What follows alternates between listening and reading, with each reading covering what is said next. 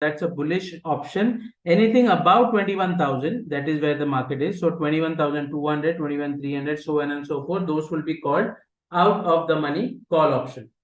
Similarly, for the put, 21,000 put is the at the money strike put option. And because put option gives you money or it is an instrument used for the bearish side, any levels below 21,000, which is 20,900, 20,800 would be called as out of the money put options. So there are two things primarily. One is your implied volatility, time to expiry, and nearest to the underlying, which is what I mentioned right now, at the money and out of the money. So implied volatility and theta, which is time expiry, these are two simple, understandable jargons which is primarily needed when you are buying an option. We are focusing on all the buy trade. We are not getting into the sell as of now, because usually the sell has more calculation and understanding, but let's ascertain more things into the buying of an option. So the first thing is very simple. You buy an expiry or you buy a call option because you are bullish on the market. Let's say at Nifty 21,000, you believe that the Nifty will go to 21,200. Now the question is, does it happen in one day? Does it happen in 1 week? Does it happen in 1 month? So because we are not sure about the time, but we are sure about the direction, so we choose a call option, but we choose the maximum available. So we go for a month end December, that is your 28th December, 21,000 call option, because you do not want to be, you're not sure on the timing. So the option premium is also high because it is obvious that the call is still on and the expiry is still to be happening. So the weekly option might be a 50 rupees, a next weekly option might be a 200 odd rupees, and the monthly option might be a 300 odd rupees. So this surge in premium or the extra money that you see in the call option is because of the time which is still there for that expiry. So again, repeating, when you have a view on the underlying, let's say a bullish view, but then you're not sure about the time, so you try to go for the farthest expiry so that you have sufficient time for your view to unfold. So you have 200 points positive view on the Nifty from 21,000, but you're not sure on the time, so you buy the farthest. Obviously far there are a lot of leaps, but then at least for that month you buy the month end option, which is fairly liquid and which gives you a good risk to reward ratio. So the first term, which is your time to expiry, is a concern. This is how we would get into it. Now the second part is implied volatility. Now this is not a very linear or a simple understanding, but simply like in this morning con call also I mentioned, implied volatility would be the sentiment of that instrument is being bought. So obviously last 3 days we all understand the market is green. Every dip, I guess even the dips were not relevant in the intraday chart. So every tick was being bought. So it was very clear that the sentiment was positive. So when the sentiment was positive, the IVs or the implied volatility of the Nifty option, call options, which used to be 9 and 10% has gone to 13 to 14%. So what it means is, let's say a Nifty call option of premium 100 rupees, it goes up to even 110, 112 rupees. So that 10 to 11 rupees additional that you need to pay is because of the buyer's demand in that strike. So whenever there is buying demand in any option strike, be it call or put option, the implied volatility or the premium of that option goes up. So again, let's now take back the same example. You are bullish on the Nifty for 200 odd points. First is you're not sure about the time, so you buy the month-end call option. Second is you're not sure about the volatility. You keep on buying when the view starts. That is where the market is at the money. So these three would be the simple parameters that any option buyer has to ascertain or keep into mind when he's trying to get into an option buy. There are a couple of things like a delta, gamma, and theta. Let me put it this way. Delta is a simple measure. That is, if the Nifty goes up by 100 points and the premium of the call option increases by 50 points, you would say that the premium increased by half of what the Nifty increased. So Nifty went up by 100 points, the premium increased by 50 points. So 50 divided by 100, you would say 0.5 is the delta of an option. At the money options, usually call and put options, they have delta of 0.5. Now, since call option gives you money when it is on the bullish side, the delta is called plus 0.5. And since the put option gives you money when the market is on the bearish side or when it falls, the delta of a put option is minus 0.5. So why this is needed? So let's say in the same example, you are positive on Nifty from 21,000 and आपको लगता है कि Nifty में 200 point का rally आएगा 21,000 से 21,200 और 21,000 का कॉल ऑप्शन आपने 200 रुपये में खरीदा है। अभी आपको ये नहीं पता है कि 200 पॉइंट चलने के बाद इसका भाव कितना होगा। तो सिंपल है, क्योंकि आपने जो ऑप्शन खरीदा वो एट द मनी ऑप्शन है और एट द मनी ऑप्शन का जनरली डेल्टा होता है 0.5 और क्योंकि आपका निफ्टी का टारगेट जो है वो 200 पॉइंट है तो 200 इंटू 0.5 हो जाता है 100 रुपया। आपने 200 रुपये का कॉल ऑप्शन खरीदा है तो 200 पॉइंट निफ्टी रैली होने के बाद ये तकरीबन 200 प्लस 100 यानी 300 या 350 के आसपास रहेगा। So obviously delta is one measure. There are a couple of other things also which has to be calculated when you look into what the trade, the target can be. So at the money options have a delta of 0.5. Out of the money options have a delta of 0.25. If it is call option plus 0.25, it is put option, it is minus 0.25. The second underlying derivative, which is your gamma. Now, we need to understand a simple way of understanding gamma is where the action is. So wherever the market is, at the money strike will be subjected to the highest change, because let's say if the market is at 21,000, the call and put options of 21,000 will start being volatile and being traded rather than at 21,100 or at 20,900. So gamma is highest always where the action is highest and which is usually where the market is. So at the money strikes have highest gamma. So as of now, that is the relevant information. So a positive gamma obviously works in favor of buying of an option because you need the delta to go in your favor. Theta is another thing which option sellers have to look into. Theta is nothing but the amount by which the option premium will decrease if the strike is still not in the money. So what it means is at 21,000 Nifty, let's say 21,100 call option is 100 rupees and there are 5 days to expiry. So the Nifty still not come at 21,100. It is 100 points down. It is almost at 21,000. So that 100 rupees premium divided by 5 days to expiry. So 20 rupees per day is the amount by which the option premium would fall. So what it means is if today the Nifty is at 21,000, even tomorrow, if the Nifty is closer to 21,000, this 100 rupees call option will be only 80 rupees.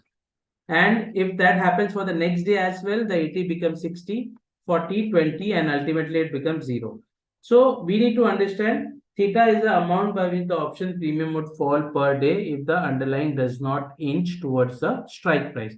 So this is a typical screen you can see on your OD. If you do control page up on any option, this calculator opens up. That's a function of the OD software. Wherein on the left hand side, you can see the spot price, that is where the market is trading at. And on the right hand side, the breakup of this 100 rupees premium that you can see here.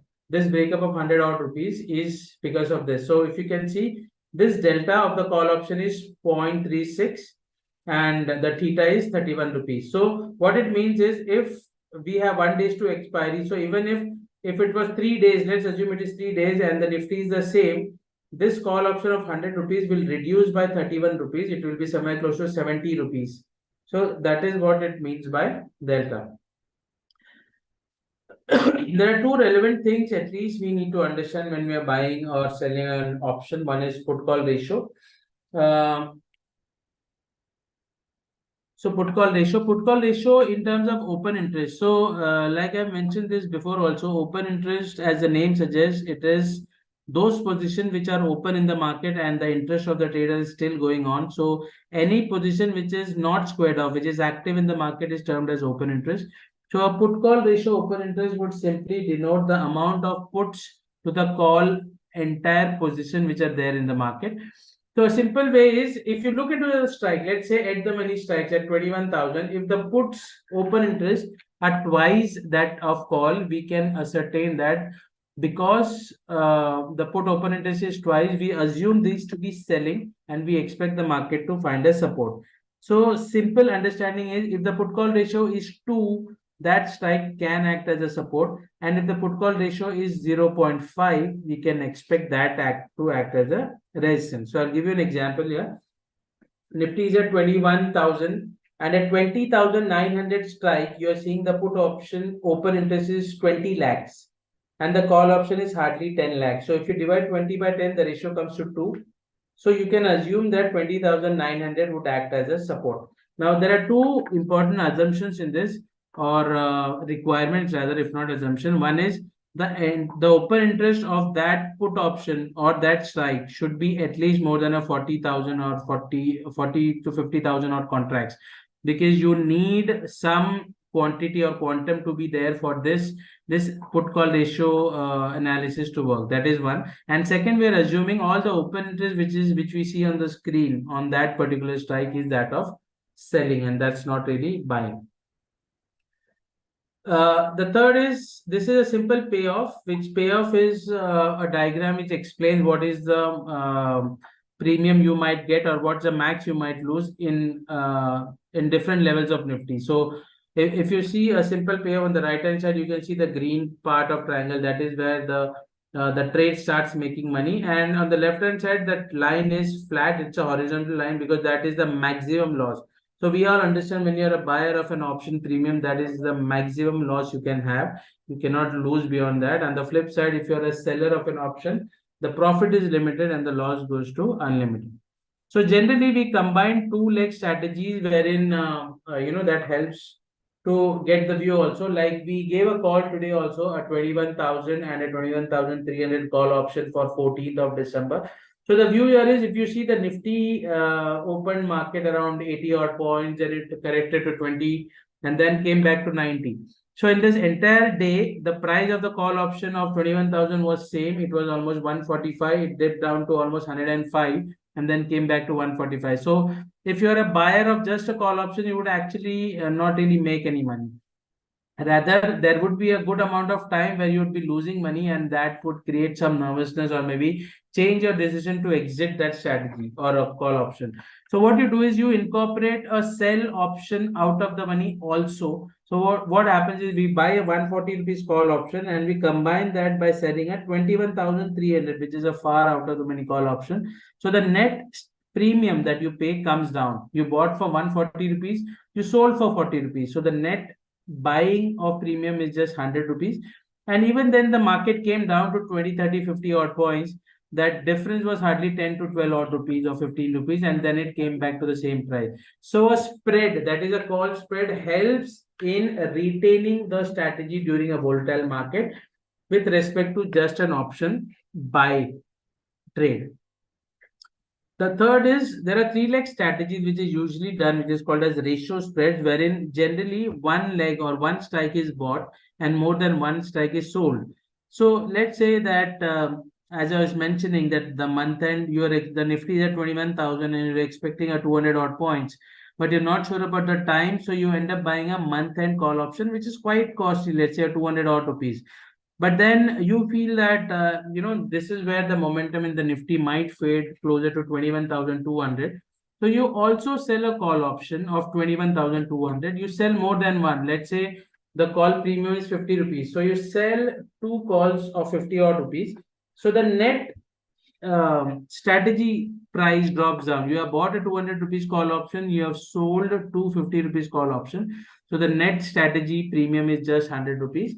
And the risk to this is, obviously, this is not a limited risk strategy. This is an unlimited risk strategy, because whenever you sell more than what you have bought, there is a risk of unlimited loss. So in this case, you have bought one call option, you have sold more than one call option. So that holds a tendency to lose money, obviously beyond a point, and that point is usually the sum of the premium to to the strikes that you have sold. So in this case, let's say 20,300.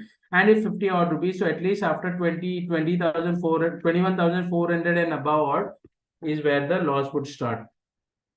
Similarly, for month end, that is when you expect that the Nifty has a good 500 to 600 odd points monthly, and the rest is volatility. So if the swing in the Nifty for a month is around 1,000 odd points, but expiry to expiry, it moves only 400 to 600 odd points, this is a good strategy you do. What you do is, we try to understand what the range is. Let's say we are at 21,000 right now, and we say that then there is a possibility Nifty might swing 500 odd points. So the upside is 21,500 and the downside can be 20,500. So what you do is, you sell a call and put option of this combination and you hedge it by buying out of the money option. So this is a typical 4 leg strategy. This is usually done to make money from a range bound market. So this is not advocated to do right at the starting of the contract or monthly contract. At least after the first weekly expiry, this is recommended to do that. Obviously, the market changes, the strike also changes. But a simple way of understanding this is to get into that strategy post the weekly one. Some definitions or some jargons that we need to understand. A strangle is one when we buy a call and put option for the same expiry, but the strikes are different. And when you do a strangle, let's say we have an RBI policy on 8th, if I'm not mistaken, and there is a huge expectation or a swing in the bank nifty for a good 3 to 500 odd points. So what you do is, let's say at 47,000, you are expecting bank nifty can be 47,500 or 46,500 in the next 1 or 2 days. So you buy a 200 points away, let's say 47,200 call option and a 46,800 put option. So you buy this combination for 100 odd rupees, expecting a 200 as a target.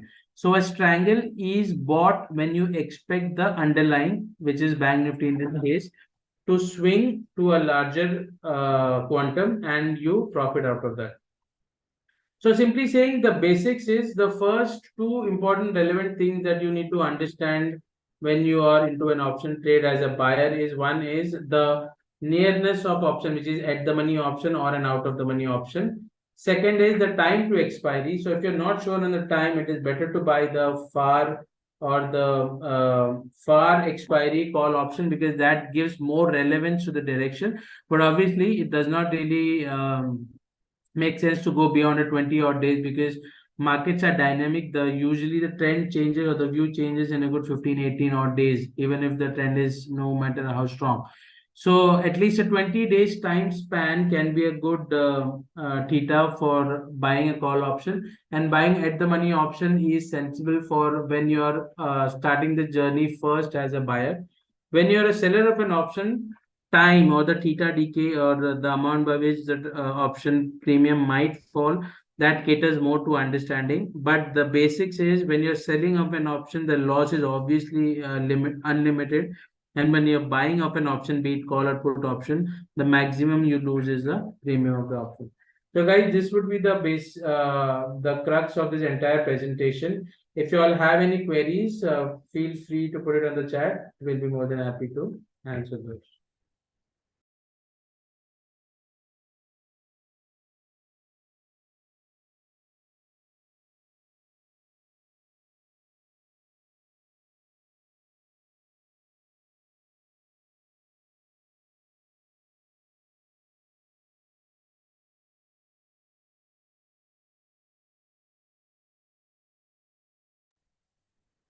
Yeah, I see some queries here. Yeah, so I tried to use Hindi, but then obviously with the flow we went on. But we'll keep in mind, we'll try and keep it more of Hindi also next time. Is it possible to, Mahindra asked, is it possible to sell options and hold it for 4 to 5 days? Absolutely, it is possible to sell options and hold it for 4 to 5 days.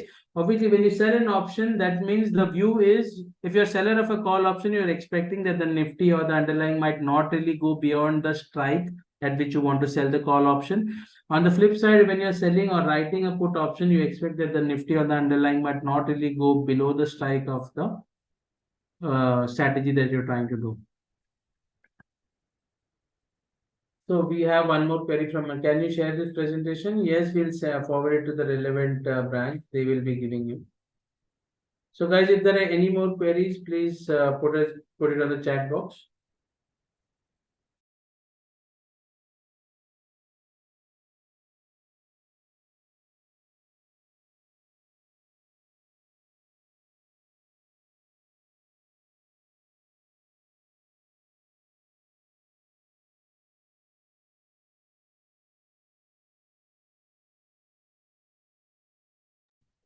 All right. So guys, if there are any further more queries, feel free to. Okay, I see one more question. Please conduct session on how to predict market. Now that is a universal question which everyone would like to know. But then yes, even on conference call or even on Twitter, we put in everyday abstracts on a Twitter handle of Religare Research, wherein we tell what the crux of the market would be. So please get into the Twitter side and follow us on Twitter on the equity research side. You will get the abstract every day, which tells us about what the market can be and how to predict the market.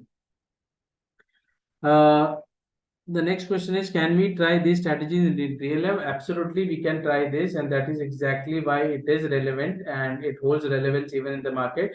See, the point here is obviously there are certain parameters. One is the direction that you have, the time to expiry, and the sentiment. These three would decide as to what the strategy can be. So yes, certainly the answer is yes. So guys, if there are any more queries, please let us know, else we can.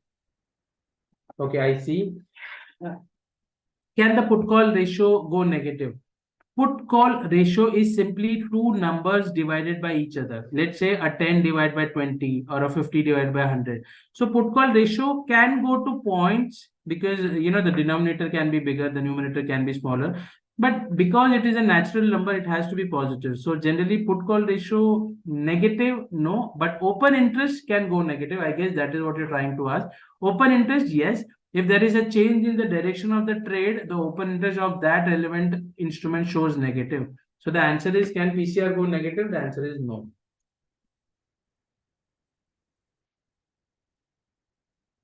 The next is, explain how to calculate theta. We need not calculate theta. We just need to do control page up on the option or the Odin indicator which opens up.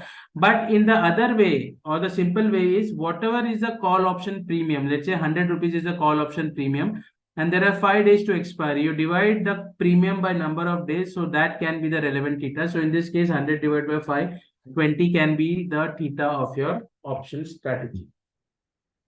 What about the market trend? Is it positive or negative? So we'll just discuss this, though it is just a training session. The market trend is certainly positive. It is not because what the Nifty has done, because if you see the positioning of FIs, especially on the cash side, they have started buying after certain events held up, I guess, post-election outcome that we have seen. So at least buying in the cash market means that a solid foundation is being formed. So we believe that now with 20,400 as a base, the Nifty is positively biased. That is, every dip towards 20,400 would be bought. The trend in the market is still positive.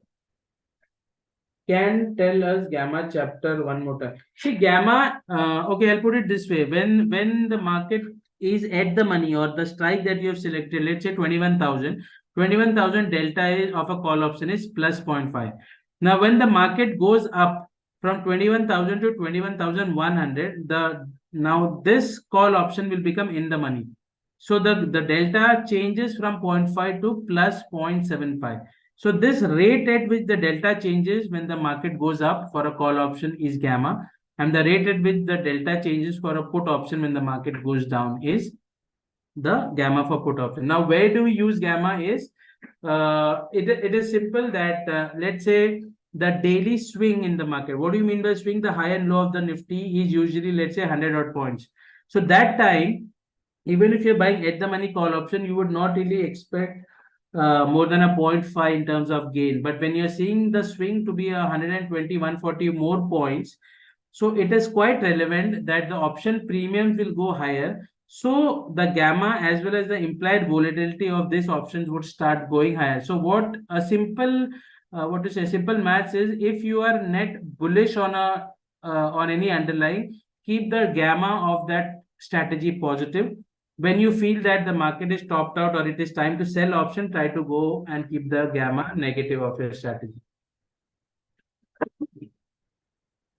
So I guess, guys, that is from the option training side. If you have any more queries, please send us an email on equityresearch@alligator.com.